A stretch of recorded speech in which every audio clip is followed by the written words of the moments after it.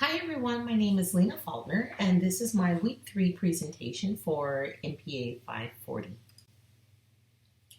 So for this project I wanted to discuss how compensation can cause discontent and jealousy by way of employees comparing their wages with one another. And I chose a personal example from when I worked for Arizona State Hospital. So as an entry-level employee, pretty much everyone started at the same pay rate, which was just above minimum wage.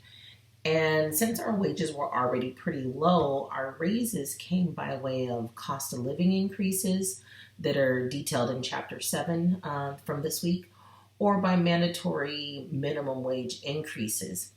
And despite what Chapter 7 said, sometimes the increases were not distributed to all employees.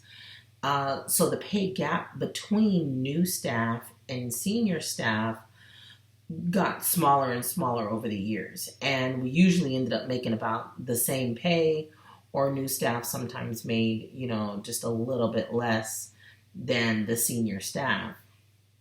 And I remember specifically having a coworker who was furious that, new staff came in and she only made like 10 cents more than the new staff, and she had been there, like 8+ years.